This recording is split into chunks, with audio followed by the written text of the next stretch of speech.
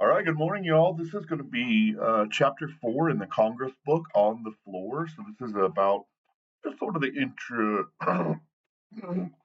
excuse me, uh, sort of what happens on the floor of both houses, how the House and the Senate are set up, how bills get made, the different powers of the different houses, all this sort of stuff. All right. So, section 2 is about debate rules and procedure. Um, Generally, debating and sort of philosophical talk is much more held for the Senate, right? The House has so many members and they're on such a time crunch that you might get like literally 1 minute to get up and talk, right? Whereas in the Senate, there's a lot more like, you know what, we're not going to stop you because we might want to do this in the future. There's a lot more leeway on getting up and speechifying, sort of. So it's generally tended to be that way since its inception. Um, let's see. I would also point out that Congress is a lot more sort of spotlighted than the executive branch or the judiciary. Yes, the president, has a big bully pulpit, but most of the like administrators and bureaucratic leaders and researchers, I mean, people don't know any of these people are, right? And that's changing a little bit. I mean, it seems like every single presidency, these sort of executive appointments become more and more political, right? There's been some weird ones in the last few terms, and there's some weird ones during this term, right? But it's supposed to be sort of historically, I would say the heads of these branches, not the branches, but these sort of executive agencies were nobodies, right? They were just sort of quiet experts from universities or from the business world, but it seems like every single cycle, these appointments get more and more political with more and more weird people.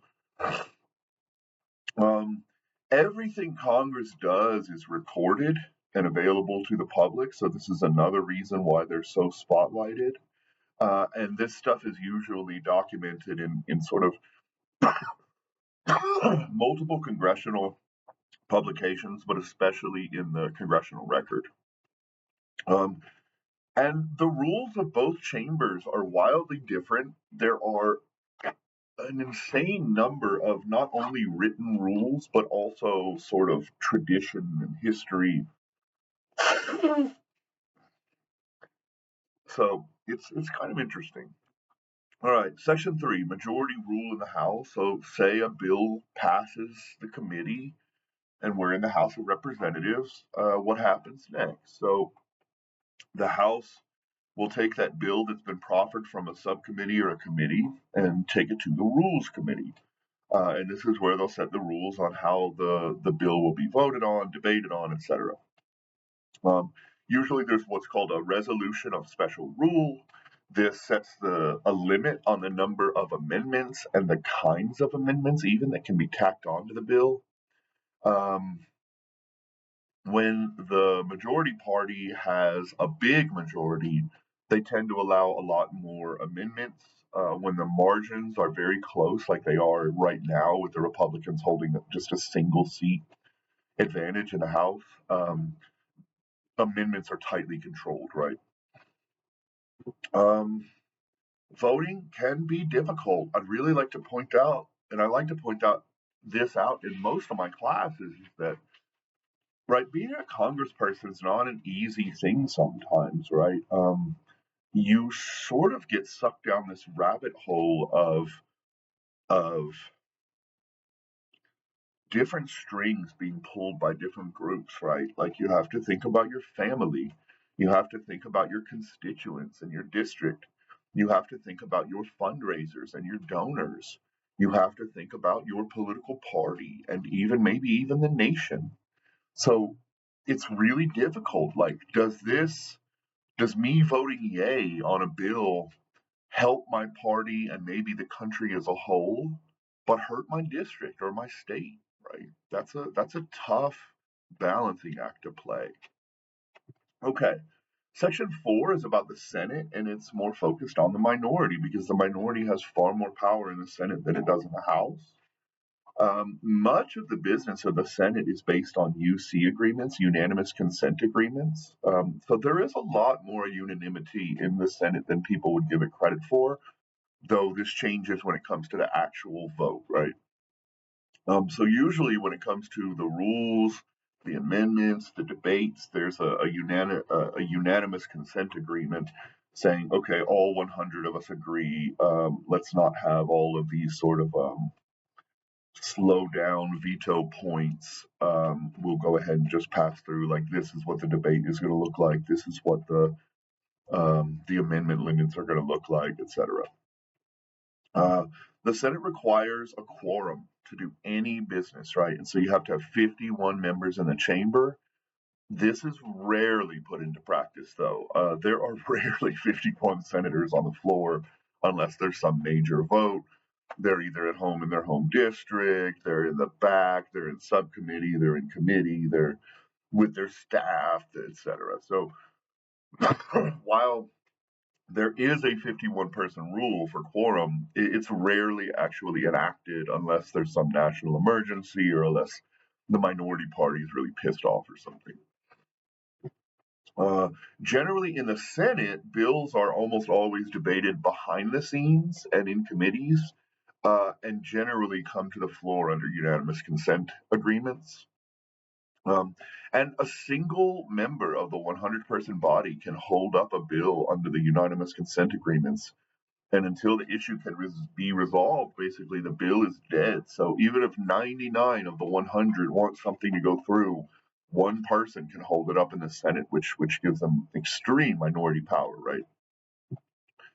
We should also talk about cloture rules. Um, so cloture was initiated in the progressive era in the 1910s, from what I remember. It meant up until 1975 that you had to have 67 um, senators agree to vote on something or agree not to filibuster something, basically, if that makes sense. This limit in 1975 was dropped to 60. So instead of 2/3, they made it 3/5, right? And it used to be the fact that you had to literally stand up and sort of commit filibuster, right? You had to have a bucket on the floor below you, so because you couldn't leave to go to the bathroom. You had to speak continuously for say 24 hours. Um, you don't have to do that anymore. You just declare cloture, right? Um, I can't remember what funny movie it was, but at one point the guy goes, "I declare bankruptcy." It's kind of like that in the Senate, right? You just declare cloture. You don't have to do the whole filibuster act. And so this is a really strong minority tool. It also means that you tend to get a lot more bipartisanship in the Senate, right? There has to be a lot more compromise in the Senate because you need to get such a high threshold, usually with bills of 61 votes, right? Appointments and, excuse me, presidential appointments are still like 51 votes, but most bills are not. And then I would also point out that bipartisanship is just sort of a natural occurrence of the Senate because you have 6 year terms instead of two, right? You're going to get to know these people. There are way fewer people, right? There's only 100 senators. And so it's a lot more intimate and it's a lot more like we really know each other. And so it sort of begets compromise, right? Finally, at least contemporaneously, senators mostly only work from Tuesday to Thursday.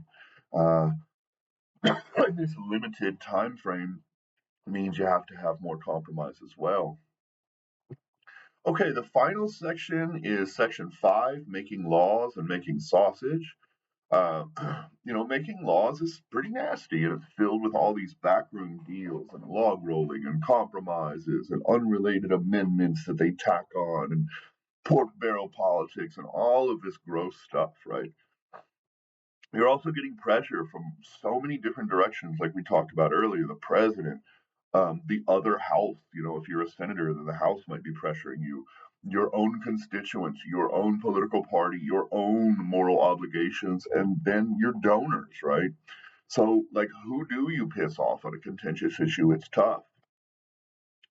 You should know about the majority leaders, the House Speaker, and then the whips are especially productive, even though very few people know that what their job is. But the whip for each party is meant to roll around the House or the Senate and count votes and get guarantees from members so that they don't go before the floor vote and get embarrassed, right? And so Nancy Pelosi was famously powerful at this. Even in her speakership, she was very, very in touch with her whips and made sure that they knew what the hell was going on. The conservatives have problems with this in modern times, right? With the MAGA movement, with the formerly sort of centrist House Speaker Kevin McCarthy, who was ousted, and then this sort of loudmouth group from the very far right with Marjorie Taylor Greene and Lauren Boebert and some others, from Arizona and from Texas. There's this very small group that they really struggle to determine how they're going to vote, why they're going to vote, and just sort of keep them in lockstep with the party, right? And so I'm interested to see if Hakeem Jeffries can keep the Democrats as in line as Nancy was, because Nancy was, I mean, she was expert at this, right? So after her stepping down, Hakeem has had one term as House Minority Leader, but things are getting a little bit more chaotic under his tutelage. So it'll be interesting to watch. Let's see. The bill, of course, has to be passed by both houses. So usually, say the House passes a version of a bill, it'll go to the Senate. The Senate will add amendments, and it'll go through their committees, and then it'll go to their floor for a vote. And then it'll have to go back to a joint committee or a conference committee between the two houses to lockstep the language to make sure the language is exactly the same, whereupon it goes back to both chambers for a vote so they can vote on the exact same bill. Then it goes to the president, right? Um, let's see. Yeah, we're going to leave it there. I think that's it. Thanks for being here. I'll get the next one up ASAP, and y'all have a great day. Thank you.